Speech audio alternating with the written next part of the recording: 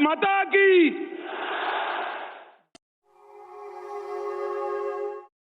नमस्कार, प्रभा साक्षी न्यूज नाटक और आप सभी का स्वागत है। केंद्रीय गृहमंत्री अमित शाह ने कहा है कि देश के युवाओं का सुनहरा भविष्य इंतजार कर रहा है और पिछले 10 वर्षों में भ्रष्टाचार, भाई भतीजावाद और जातिवाद की जगह विकास ने ले ली है।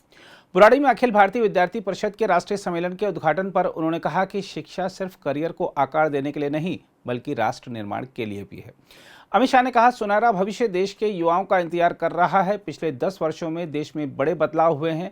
भ्रष्टाचार, भाई भतीजावाद और जातिवाद की जगह विकास ने ले ली है। उन्होंने कहा कि युवा देश की रीढ़ हैं और इसके विकास को गति देते हैं। अमित शाह ने कहा, भारत का समय आ गया है और पूरी दुनिया विभिन्न समस्याओं के समाधान के लिए उसकी ओर देख रही है। उन्होंने कहा कि सांस्कृतिक विरासत का संरक्षण और विकास विरोधाभासी नहीं है। गृहमंत्री ने कहा कि किसी को विश्वास नहीं था कि अयोध्या में राम मंदिर का निर्माण हो सकता है। एबीवीपी की सराहना करते हुए अमित शाह ने कहा कि इसने न केवल शिक्षा प्रणाली की खामियों के खिलाफ संघर्ष किया है बल्कि छात्रों के चरित्र निर्माण में भी मदद की है। आइए देखते हैं अमित शाह का यह खास संबोधन। भारत माता की। क्यों भाई, आवाज को क्या हो गया है? विद्यार्थी परिषद का अधिवेशन है, ऐसी आवाज नहीं चलेगी। मेरे साथ दोनों हाथ उठाइए। सभी संकल्पों के सिद्ध करने के संकल्प की मुट्ठी बीजिए और प्रचंड आवाज से बोलिए, भारत माता की, भारत माता की, भारत माता की। मंच पर उपस्थित विद्यार्थी परिषद के राष्ट्रीय अध्यक्ष महोदय,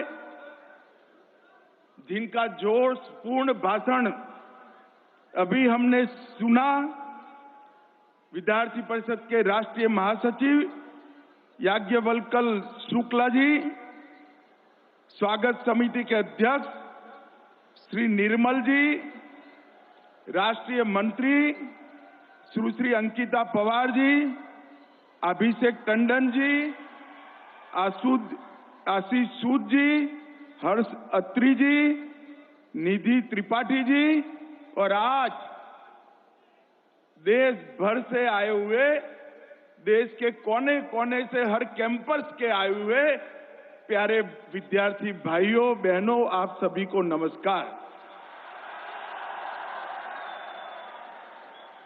वैसे तो मैं यहां आया था तो सरकार के अफसरों का दायित्व तो होता है कि मुझे कुछ लिख कर दें जिससे बोलने में मेरी गलती न हो जाए,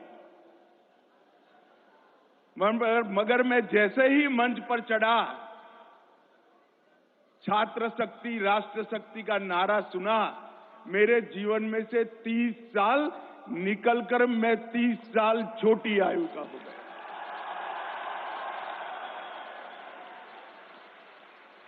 मुझे मालूम है मैं विश्व के सबसे बड़े छात्र संगठन के खुले अधिवेशन में बोल रहा हूं।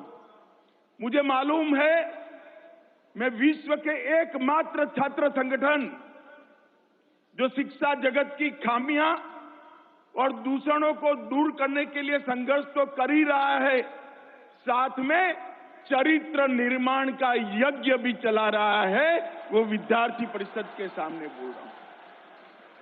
मित्रों, आज मैं आप सबके सामने राष्ट्रीय अधिवेशन में मुख्य अतिथि के रूप में उपस्थित होकर कितना गौरव महसूस करता हूं, मैं आपको समझा नहीं पाऊंगा। इसका अनुभव वही व्यक्ति कर सकता है जिसकी शुरुआत राजकोट अधिवेशन में पंडाल के अंत में बैठकर हुई हो और आज मुख्य अतिथि बनकर यहां खड़ा हो।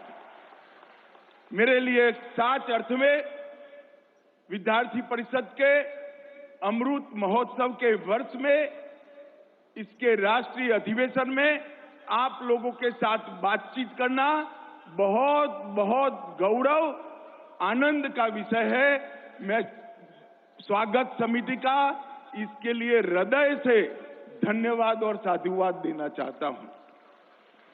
मित्रों, ये अधिवेशन दो दृष्टि से बड़ा महत्वपूर्ण है। एक कि आप विद्यार्थी परिषद के अमृत वर्ष में एंटर होने वाला, प्रवेश करने वाला ये अधिवेशन है। और दूसरा, ये अधिवेशन आजादी के अमृत काल में प्रवेश करने वाला भी अधिवेशन है। हमारे देश ने अभी अभी आजादी का अमृत महोत्सव मनाया है। 75 वर्ष में देश ने ढेर सारे क्षेत्रों में ढेर सारी प्रगति की।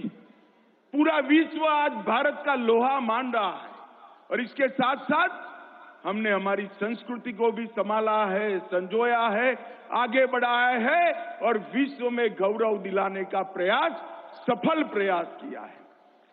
और अब आने वाले 25 साल हमारे प्रधानमंत्री नरेंद्र मोदी जी ने देश की जनता का और विशेषकर युवाओं का आह्वान किया है कि आने वाले 25 साल विश्व में भारत सर्वप्रथम सबसे महान हो, ये संकल्प लेकर इसको चरितार्थ करने के 25 साल। और मैं आज जब आप लोगों के सामने हूं तब मैं कहना चाहता हूं, मैं बिना झिझक कहना चाहता हूं, सार्वजनिक मंच पर कहना चाहता हूं कि मैं विद्यार्थी परिषद की ऑर्गेनिक प्रोडक्ट हूं। विद्यार्थी परिषद के उद्देश्य और उद्देश्यों को सिद्ध करने के लिए सातत्यपूर्ण 75 साल की यात्रा, ये शायद ही कोई संगठन कर सकता है और संगठनों में भी छात्र संगठन कर सकता है। छात्र युवा होते हैं, जोश से पूर्ण होते हैं, कई बार पथ भ्रष्ट, रास्ता भटकने की संभावनाएं होती है, मगर विद्यार्थी परिषद की संगठन की व्यवस्था इतनी मजबूत और चौक चौबंद रही, ना विद्यार्थी परिषद 75 साल में रास्ता भटका, ना सरकारों को रास्ता भटकने दिया, ना समाज को रास्ता भटकने। हर मौके पर विद्यार्थी परिषद ने अनेक मौकों पर संघर्ष भी किया।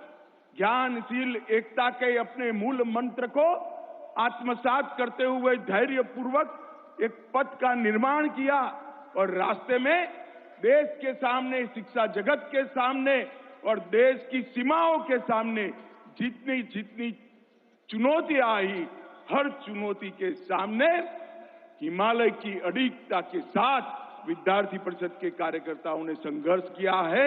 ये देश के इतिहास में स्वर्णिम अक्षर से लिखा जाएगा। भाइयों और बहनों, जब मैं यहां आया हूं तब मदन दास देवी जी को याद करे बगैर नहीं रह सकता। मेरे जैसे कई छोटे छोटे कार्यकर्ताओं को जीवन में रास्ता दिखाने का काम, संभालने का काम, गलत रास्ते पे न चढ़ जाए और अपने लक्ष्य को सटे रहे, बंधे रहे, इसका काम मदन दास देवी जी ने किया।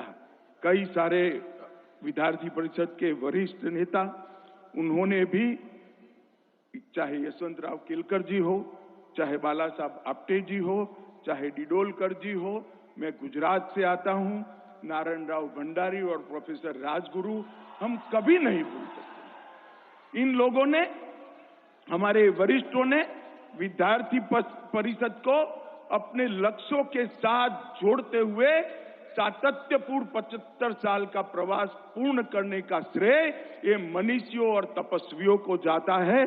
आज मैं वो सभी को बहुत मनपूर्वक प्रणाम कर याद करना चाहता हूं। मित्रों, आज मैं जब यहां आया हूं तब 49 से लेकर 2023 तक की यात्रा देश के विकास के साथ साथ जुड़ी है। ढेर सारी चीजों में विद्यार्थी परिषद ने स्व जोड़ने का संघर्ष किया है। चाहे भाषा का आंदोलन हो, चाहे शिक्षा का आंदोलन हो, चाहे संस्कृति को बरकरार रखना हो, हर चीज में स्व का महत्व विद्यार्थी परिषद ने समाज को बताया है और युवाओं के माध्यम से बताया है। आज देश का किसी भी, कोई भी क्षेत्र, चाहे संशोधन का क्षेत्र हो, शिक्षा का क्षेत्र हो, कला का क्षेत्र हो, कई सारे क्षेत्रों में, चाहे राजनीतिक क्षेत्र हो, पत्रकारिता हो, आप जरा ध्यान से देखेंगे तो विद्यार्थी परिषद की सुगंध हर जगह पे आपको मिलेगी और मालूम पड़ेगा अगर कोई श्रेष्ठ कर रहा है, किसी भी क्षेत्र में कोई श्रेष्ठ कर रहा है, उसको उठाकर थोड़े उसके पास्ट में चले जाएंगे तो कहीं न कहीं छात्र जीवन में इसका जुड़ाव विद्यार्थी परिषद से रहा होगा। ये निश्चित रूप से मैं मानता हूं, इसका अनुभव मैंने भी किया है। मित्रों, विद्यार्थी परिषद ने कई सारे ऐसे प्रकल्प लिए जो सालों तक चले और धैर्यपूर्वक जैसे कोई शिल्पी 75 साल तक एक प्रतिमा को गढ़ता ही जाए, ऐसी ढेर सारी लिंगरिंग समस्याओं का निवारण के लिए विद्यार्थी परिषद ने पुरुषार्थ किया। भारत और चीन के युद्ध के बाद सील प्रकल्प चालू हुआ, आज भी चल रहा है। और आज अभी यहां मैं आता था तब नारे लगते थे कि कश्मीर हुआ गुवाहाटी, अपना देश अपनी मिट्टी, चिंता मत करिए, कश्मीर भी हमारा है, नॉर्थ ईस्ट भी हमारा। और आज इस स्टील प्रोजेक्ट ने नॉर्थ ईस्ट और बाकी देश को जोड़ने का काम किया है। इसी तरह से 3D डिटेक्ट, डिलीट और डिपोर्ट घुसपैठ के सामने इतना लंबा और सातत्यपूर्ण आंदोलन कोई संगठन ने नहीं चलाया, केवल और केवल विद्यार्थी परिषद ने चलाया और पूरे देश भर के अंदर घुसपैठ के खिलाफ जन जागृति लाने की क्रिया। इमरजेंसी के खिलाफ लड़ाई, आपातकाल के खिलाफ राजनीतिक दल तो लड़ते थे, उनकी जिम्मेदारी भी थी, कई और संगठन भी लड़ते थे, मगर एकमात्र विद्यार्थी परिषद था जिसके अनेक कार्यकर्ता जेल में भी गए और गुप्तवास को पालन करते हुए संघर्ष भी किया और विजय भी लिया। जयप्रकाश नारायण के नेतृत्व में भ्रष्टाचार के खिलाफ जो लड़ाई हुई, इसमें विद्यार्थी परिषद के योगदान को स्वयं लोकनायक ने अपनी पेन से लिखकर सर्टिफिकेट देने का काम किया है कि भ्रष्टाचार के खिलाफ जो आंदोलन हुआ वो आंदोलन को सफल करने में अखिल भारतीय विद्यार्थी परिषद का बहुत बड़ा योगदान है। मैं इसलिए आप सबको ये याद कराने आया हूं कि समय बदल गया है। हो सकता है ऐसा समय है कि संघर्ष की जरूरत न हो, परंतु काम करने की जरूरत है। हमारा काम समाप्त नहीं हुआ है, संघर्ष करने की जरूरत नहीं है, तो ऊर्जा को रचनात्मक रास्तों पर हम डाइवर्ट करें, ऊर्जा को रचनात्मक रास्तों पर ले जाकर राष्ट्र निर्माण के काम में हम लगे रहे।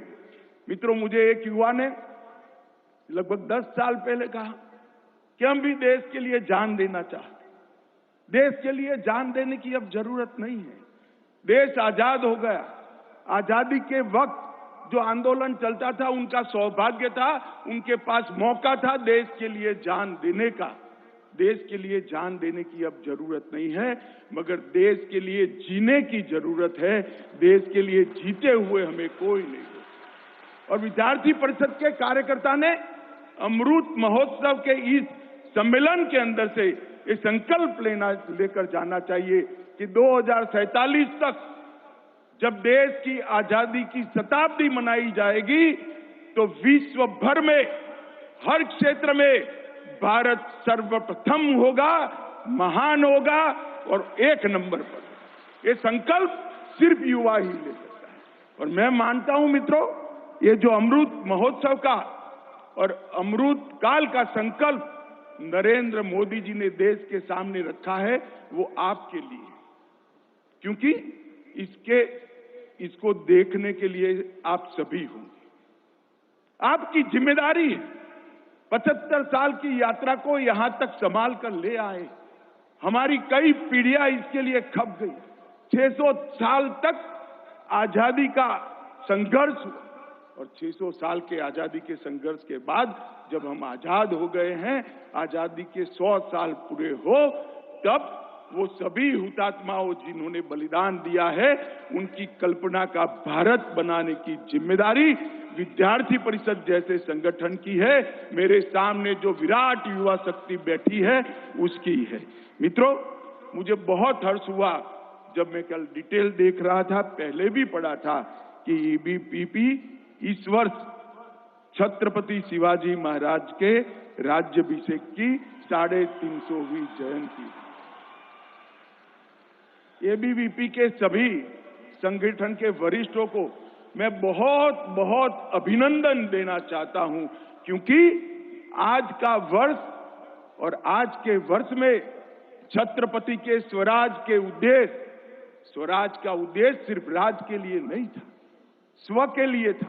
हर क्षेत्र के, चाहे भाषा हो, धर्म हो, संस्कृति हो, इस स्व की स्थापना का 350 साल का कालखंड पूरा होने के वक्त सारे युवाओं को ये उद्देश्य समझाने के लिए आपने बहुत बड़ा कार्यक्रम उठाया है।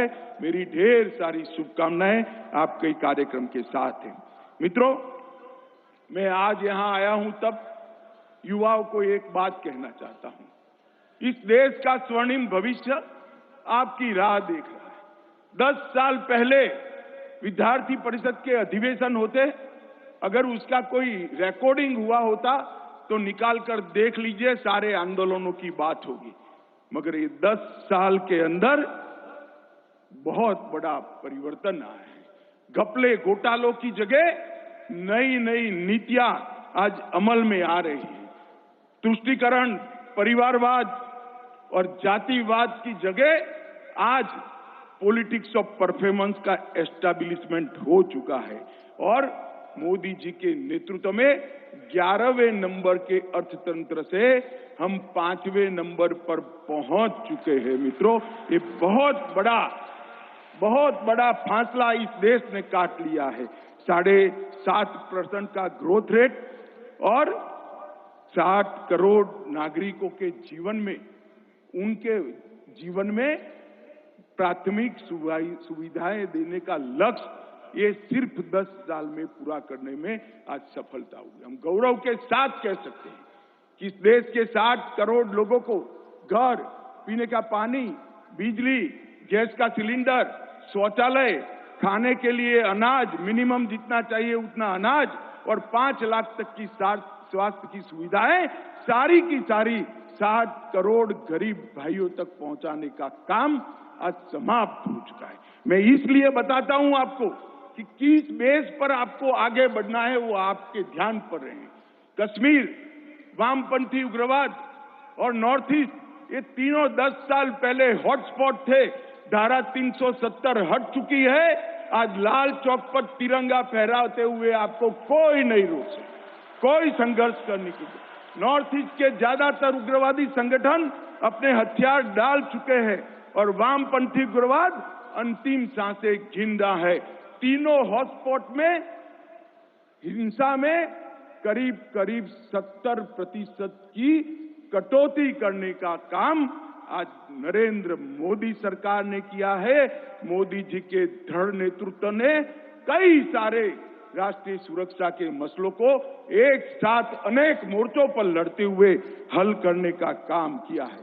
राजनीतिक स्थिरता, भ्रष्टाचार मुक्त शासन, जन कल्याण की नीतियां, इन्वेस्टमेंट फ्रेंडली एजेंडा और शांतिपूर्ण माहौल, इसके साथ साथ पर्यावरण की चिंता और सुरक्षित भारत की कल्पना को चरितार्थ करना, ये सारी चीजें एक 10 साल में जमीन पर उतारने का काम नरेंद्र मोदी जी ने किया।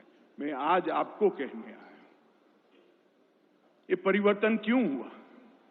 ये परिवर्तन इसलिए हुआ कि शासन ऐसे लोगों के हाथ में आया जो आइडियोलॉजी के साथ बैठे हुए थे, आइडियोलॉजी के आधार पर काम करते थे। उसी प्रकार से आप सभी भी ज्ञानशील एकता की आइडियोलॉजी के साथ जुड़े हुए हो, बंधे हुए हो। बहुत बड़ा जीवन बाकी है। ये 25 साल देश के लिए जीने का संकल्प लेकर आज इस अधिवेशन से आप जाइए तो आने वाले दिनों में मैं निश्चित रूप से मानता हूं कि भारत को सर्वप्रथम करने से कोई नहीं रोक सकता। मित्रों, आज मेरे सामने अमृत भारत की जनरेशन बैठी है, उस वक्त मैं ये जरूर कहना चाहता हूं कि युवा शक्ति किसी भी देश की रीढ़ की हड्डी होती है और युवा शक्ति ही देश और समाज को शिखर पर ले जाने का काम करती है। मैं इसलिए आपके सामने कहने आया हूं कि भारत ने ढेर सारे युवाओं ने युग परिवर्तन किया है, चाहे आदि शंकर हो, चाहे संत ज्ञानेश्वर हो, चाहे चंद्रगुप्त मौर्य हो, चाहे महारानी लक्ष्मीबाई हो, चाहे बिरसा मुंडा हो, चाहे भगत सिंह हो, चाहे नीरज चोपड़ा हो, चाहे दुर्गेश त्रिपाठी हो। ये सभी युवा उन्होंने एक विषय को ठान लिया और अपने जीवन को एक दिशा में ले गए तो परिवर्तन आया है। आपको तो रास्ता तराशने की भी जरूरत नहीं है। 75 साल में विद्यार्थी परिषद की पीढ़ियों ने ज्ञानशील एकता का रास्ता बनाकर रखा है, वो रास्ते पर आपको चलना है। सिर्फ आपको संकल्प लेने की जरूरत है। मैं आज आपको कहने आया हूं, मित्रों, भारत का समय आ गया है। भारत का समय आ गया है और हर समस्या के समाधान के लिए आज विश्व भारत की ओर आशा के साथ देख रहा है। और मैं मानता हूं कि मेरे सामने बैठे हुए युवाओं की ये जिम्मेदारी है कि भारत का समय जो आया है, जो परिवर्तन हुआ है, वो परिवर्तन को सातत्यपूर्ण बनाते हुए हमारी कल्पना के भारत की रचना करने की जिम्मेदारी आपकी है। आज के दिन की मैं बात करूं तो मोदी सरकार ने युवाओं के लिए ढेर सारे नए सेक्टर खोलने का काम किया है, चाहे डिजिटल क्रांति हो, स्टार्टअप क्रांति हो, इनोवेशन को प्रायोरिटी देनी हो, स्पेस सेक्टर के अंदर पॉलिसी बनाकर अनंत संभावनाओं को आगे बढ़ाना हो, सिक्योरिटी सेक्टर के अंदर डिफेंस के मैन्युफैक्चरिंग को आत्मनिर्भर बनने की बात हो, ड्रोन का सेक्टर हो, गेम्स एनिमेशन का सेक्टर हो, हर क्षेत्र में रिफॉर्म्स कर युवाओं के लिए ढेर सारी संभावनाएं खुली है और सिर्फ संभावनाएं नहीं खुली।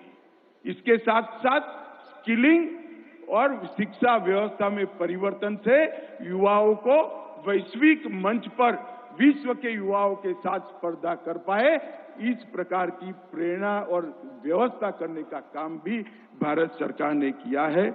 मैं मानता हूं कि इस सब के लिए आपने स्टडी कर अपना रास्ता तराशना है। मित्रों, आज देखें तो डिजिटल लेन देन में भारत नंबर 1 है, एलईडी बल्ब में भारत नंबर 1 है, सबसे बड़ा स्वच्छता कार्यक्रम भारत ने चलाया है, दुनिया में कोरोना के सबसे ज्यादा टीके भारत ने लगाए हैं, दलहन, दूध, जूट और रेलवे इंजन के उत्पादन में भारत नंबर 1 है, मोबाइल, सीमेंट, स्टील, कॉटन, चाय में दूसरे नंबर है और स्टार्टअप इकोनॉमी जो आपको सीधा स्पर्श करती है, स्टार्टअप के क्षेत्र में और मोटर व्हीकल में हम तीसरे नंबर है, बहुत जल्द ही दूसरे नंबर पर पहुंच जाएंगे। मैं आज ये आपको इसलिए बताने आया हूं कि इस नींव पर आपको आगे 25 साल काम करना है और इस सारी संभावनाओं को आप एक्सप्लोर कर पाए, इसलिए उच्च शिक्षा के क्षेत्र में 14 के अनुपात में ढेर सारे परिवर्तन किए गए। केंद्रीय विश्वविद्यालय नए 6 बने, आईआईटी 7 नए बने, आईआईएम 7 नए बने, ट्रिपल आईटी 16 बने, 15 एम्स बने, 273 मेडिकल कॉलेज बनी, कुल नए इस 9 साल के अंदर 390 विश्वविद्यालय नए बनाने का काम नरेंद्र मोदी सरकार ने किया है और 7000 कॉलेज बनाने का काम किया है। मित्रों, युवाओं के लिए ढेर सारे अवसर और उपलब्धियां उपलब्ध कराने का काम नरेंद्र मोदी सरकार ने किया है। मित्रों, मैं आज आपको कुछ आंकड़े आपके जानकारी के लिए, आप जानकार हो गए ही होंगे क्योंकि मैं तो अब 60 का हो गया, आप तो भी युवा हो तो सारी जानकारी आप सबके साथ होगी, परंतु मैं जरूर बताना चाहूंगा कि स्टार्टअप 2016-17 में 724 स्टार्टअप थे, 724, और आज 2 लाख से ज्यादा स्टार्टअप भारत के युवाओं ने बनाकर विश्व के स्टार्टअप जगत के अंदर अपना पैर जमाया है। और उसमें यूनिकॉर्न स्टार्टअप 2014 में केवल 4 थे, केवल 4, और आज 111 यूनिकॉर्न स्टार्टअप भारत के नाम पर रजिस्टर हुए हैं। ये पूरा का पूरा काम भारत की युवा शक्ति ने किया है। और मित्रों, इसमें से 45% स्टार्टअप ये टीयर 2 और टीयर 3 शहरों में, ऐसा नहीं है कि बड़े शहरों में ही ये काम हुआ है। मित्रों, ढेर सारी पॉलिसियों को मेक इन इंडिया के माध्यम से मोदी जी ने यहां पर उतारा है। भारत सरकार ने आज विश्व का उत्पादन के लिए सबसे ज्यादा आकर्षण वाला देश आज दुनिया के अंदर है तो भारत है, इसका काम किया है। और इसको एक्सप्लोर करने के लिए PLI योजनाएं अनेक क्षेत्र के अंदर आई हैं और हमारे युवाओं ने रिसर्च के अंदर भी पेटेंट रजिस्टर करने में भी कई सारे रिकॉर्ड तोड़े हैं। 2013-14 में सालाना सिर्फ 3000 पेटेंट के आवेदन आते थे और आज सालाना वो 3000 से बढ़कर 1.5 लाख पेटेंट रजिस्ट्रेशन की एप्लीकेशन भारत का युवा कर रहा है। और 2013-14 में सिर्फ 211 पेटेंट ग्रांट किए गए थे और इस साल 24,000 पेटेंट ग्रांट करने का काम आज भारत के युवाओं ने प्राप्त करने का काम किया है। कई प्रकार की नीतियां भी बनी हैं, digital India, Khelo India, nation green hydrogen, nation mission for green India, drone policy, Dhruv, national space policy, प्रारंभ, ये सारी पॉलिसियों में आपके लिए अपार और अनंत संभावनाएं पड़ी हैं। मित्रों, उच्च शिक्षा के क्षेत्र में जो बदलाव हुआ है इसका आप जरूर उपयोग करोगे, उसमें मुझे कोई शंका नहीं है। परंतु मैं आपको ये कहना चाहता हूं, आप आपकी व्यक्तिगत कैरियर जहां पर भी काम करते हैं सबसे ऊंचाई तक ले जाइए, मुझे कोई आपत्ति नहीं है, जानी ही चाहिए। भारत के हर युवा की व्यक्तिगत कैरियर सबसे ऊपर होनी चाहिए और इसकी तंदुरुस्त स्पर्धा भी होनी चाहिए। परंतु इसके साथ साथ आपका दायित्व देश के निर्माण के प्रति है, देश के प्रति भी है। ये विद्यार्थी परिषद के कार्यकर्ता ने सदैव याद रखना चाहिए। सिर्फ कैरियर बनाने के लिए एजुकेशन नहीं होता है, कैरियर के साथ साथ देश बनाता है, वो ही साच अर्थ में शिक्षा को प्राप्त किया हुआ युवा है। ये बात को कभी नहीं भूलना चाहिए।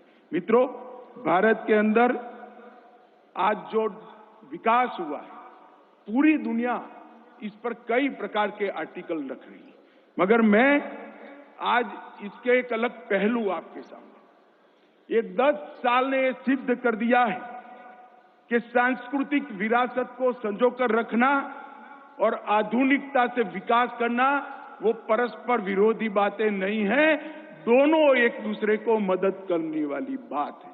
भारत ने अपनी सांस्कृतिक विरासत को भी संजो कर रखा, हमारे सांस्कृतिक गौरव को भी आसमान को छूता किया और दुनिया चकाचौंध हो जाए ऐसा विकास भी किया।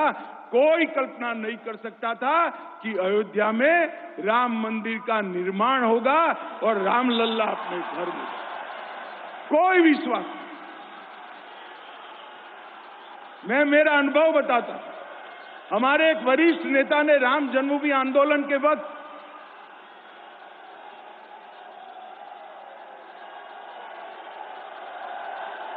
बोला जय श्री राम, अरे ऐसे नहीं भाई, जय जय श्री राम।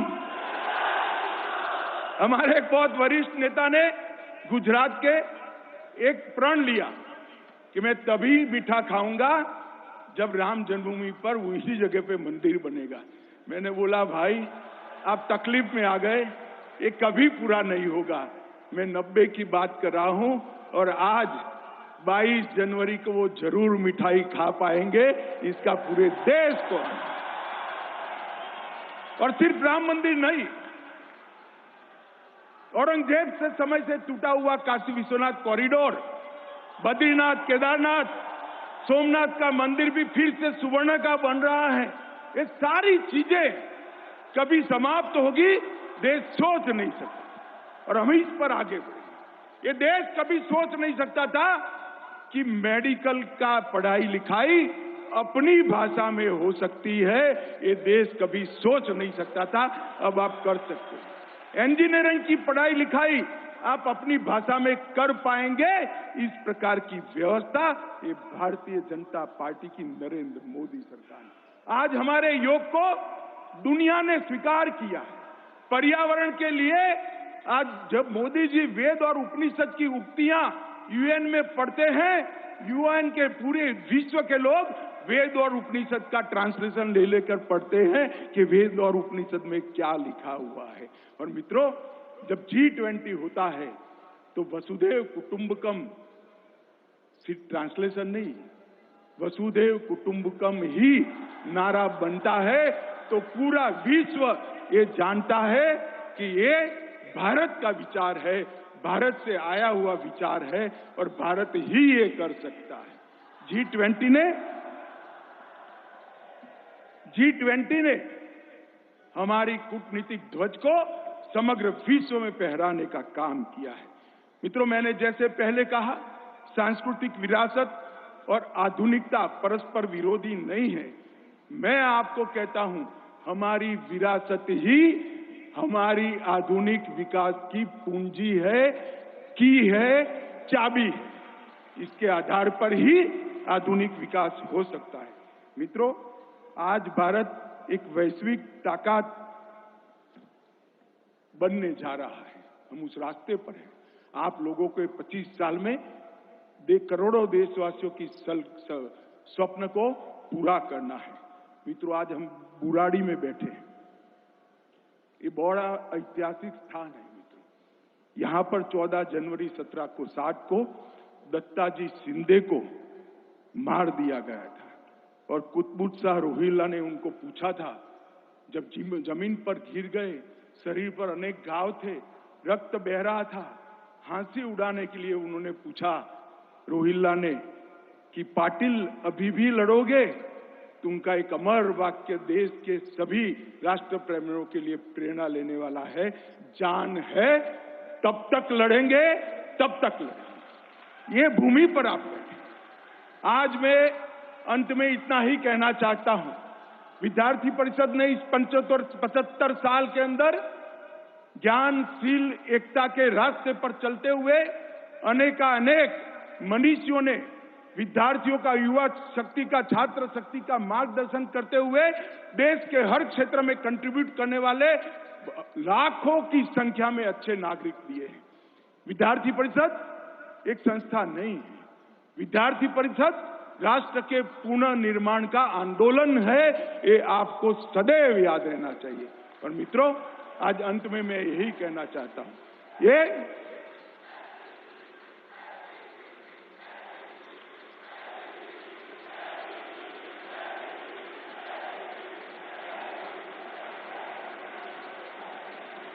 मित्रों, ये अधिवेशन मेरे सामने जो 8000 युवा उपस्थित है, वो सारे युवा यहां से प्रण लेकर जाए कि जिस दिन देश आजाद होगा, हर क्षेत्र के अंदर विश्व में भारत सर्वप्रथम होगा।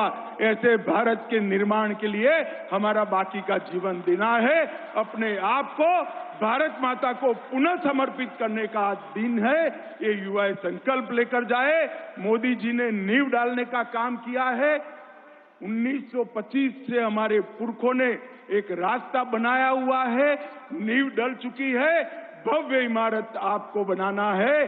और 22 जनवरी को सभी लोग अयोध्या में रामलल्ला के दर्शन करने के लिए जाइए और मन से श्री राम का आशीर्वाद लीजिए। मेरे साथ बोलिए, भारत माता की, भारत माता की, भारत माता की। छात्र शक्ति राष्ट्र शक्ति, छात्र शक्ति, वंदे मातरम। अगर आप भी लेना चाहते हैं देश दुनिया की तमाम जानकारी तो आज ही सब्सक्राइब करें हमारे चैनल को।